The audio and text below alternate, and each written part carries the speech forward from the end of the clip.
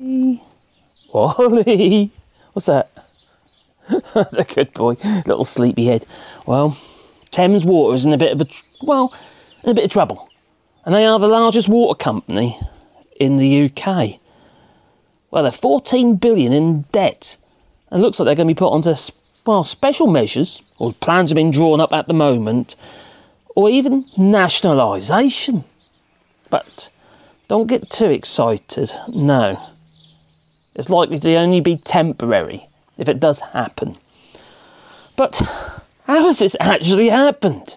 How can a company that made, well, over 400 million in profit in just 6 months be 14 billion in debt?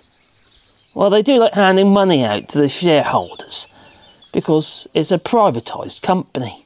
They used to be authorities, and that money that was earned, you know, through your, well, water rates and what have you, or if you're on the meter, you know, well, that money would have originally gone into the infrastructure.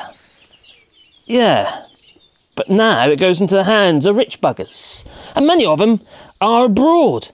They're stakeholders in the Thames Water, and they happen to be in, Kuwait, Abu Dhabi, China, and actually in the Canadian pension scheme. But that money's not getting spent in the UK. It's not getting spent on infrastructure. Now, last year, or was it earlier this year, I can't remember, actually, maybe someone could tell me in the comments down below, they announced a 1.6 billion because of the amount of criticisms they've been getting, and the fact that they've been pumping shit into rivers and seas. Well, a 1.6 billion for modernisation of the sewage plant and associated systems. And even, the CEO, who happens to be earning huge amount, millions in fact, well, she turned down her bonuses. Yeah. But last year, she got 496,000 in bonuses. And then there's, that's Sarah Bentley, but then there's the financial advisor who happened to be, I'll get it in my head in a minute, Alistair Cochrane. Well, he got 298,000 in bonuses. Remember, this company's struggling. They're struggling because they've been extracting monies out of Thames Water to hand to their shareholders and subsidiaries. In fact, 37 billion was handed out in internal dividends last year. How can this be right? Now, the infrastructure was put there originally with taxpayers' money. And they just literally almost get handed over to these corporations, and then masses of shares get split, and the share value gets changed, and so it gets split until there's masses of shares, and they get sold on.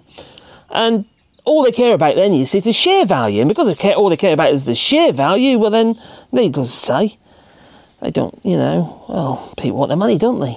From investments they've made by buying shares. Otherwise the share value goes down. The company's value goes down. Obviously, the CEO's job is to maintain the company's value so they can get more money for the shares that they're selling, etc., etc., and it goes on. But infrastructure in the United Kingdom or any country should always be owned by the people, just like it is in Scotland.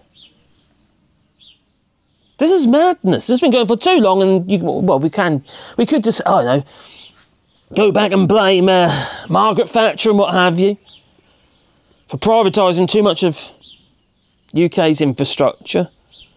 But consecutive governments have done the same. Sold off assets. Where are you off to, Wally? Oh, you getting too hot, Bellboy? He is getting too hot. Now, the share values in the for Thames Water, well, it kind of peaked last year, July 2022. Then, rapidly in October, it plummeted to, what you could argue be the lowest for a good long while, to be fair. That was in October 22. That went down to about 98.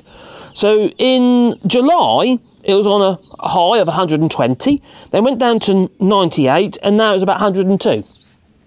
Or if it's 101 actually, 101.5. So, it's in trouble. Thames Water is in trouble. The investors, obviously, they're looking at their money, their investment, and they think, hang on, what's going on here? You've got the UK government looking at it and saying, well, maybe we're going to have to do something about this. We might have to step in. We might have to temporarily nationalise Thames Water. Oh. But there's a but here. They'll do that by, well, a bung. They'll end up having to pretty much buy it. Or covering the debt. Or something like that. Remember, it's a £14 billion debt that Thames Water has got. So what's going to happen? Is it going to be a case of, well, the British taxpayer is going to end up bailing out Thames Water, and then it get handed straight back to, or back into privatisation?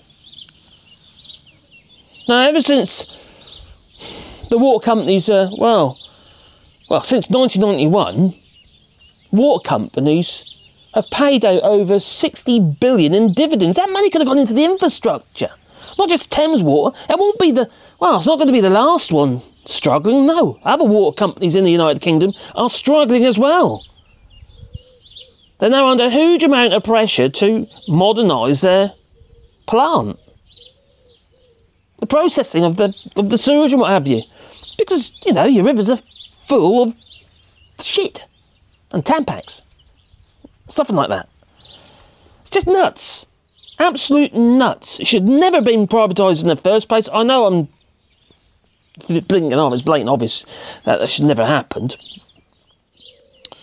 But, and those who wrecked it are now telling us, Sarah Bentley and also the financial advisor, Alistair Cochrane, I keep forgetting his name, they're now saying, oh, well, we'll turn down our bonuses and our long-term incentives, yeah. And Alistair Cochrane is saying that, oh, you know, no performance-related pay. Well, no, most certainly not. This is criminal, really. It's like legal corruption. And you know what? And people keep voting for the Tories, but not this time. I hope people have woke up. I really do. We've got a crazy structure within Thames Water. It's like a Byzantine corporate structure. And there's just too many subsidies, and it's almost impossible to track where the money's going.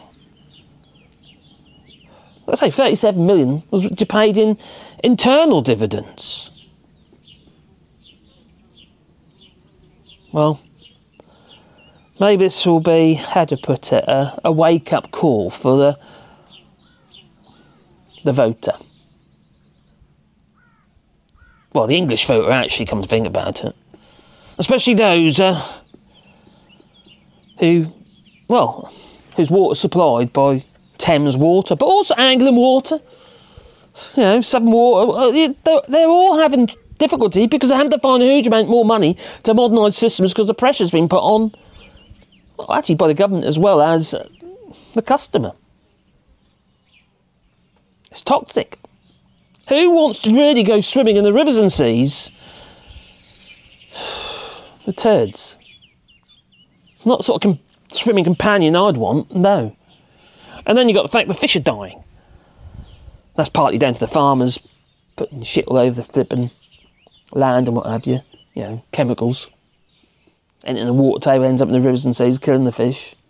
And then you've got the factories. Rising temperatures as well. Power plants heating up the water nearby. There's loads of reasons. And it's just not sustainable. And the water companies have done nothing to deal with it. And Ofwat, well, they've allowed this to go on. Well, you tell me. Please leave it in the comments down below. I find it extremely frustrating because we should be looking after, well, our core infrastructure first. And if water isn't our core infrastructure, what is? How can you maintain a healthy population by poisoning them? Now, my daughter had a friend had her water tested and it was high nitrates. too high, dangerously high in nitrates. Now she just drinks bottled water, so now she's probably getting flipping polyfluoral alkalis instead, PFA chemicals and microplastics, all that sort of stuff. Yeah, the fry pan into the fire, it seems. You've got to look after your water. If you look after the water, you're not healthy, you're not hydrating. You're just hydrating with toxins, aren't you? Anyway, you tell me, please leave it in the comments down below. If you've got a sport channel, do it on Patreon or buy us a coffee, and the links are down below also. Do you know what I might go do? I might get myself a nice cold glass of water with some ice cubes in it, made with clean water. Yeah, that's what I'm going to do. Do you know why? Because I'm in France. Anyway, on that note, I'm going to say ta-ta, you know. But if you've got a sports channel, like I say, on Patreon or buy us coffee, we've also got memberships, and you'll be a part of the Wally crew. And you'll get a little Wally icon. Yeah, a little emoji of my Wally dog, which happens to be under my chair. Don't you, boy? Yeah. It's too hot. Yes, it is. Anyway, ta-ta. And have a lovely day.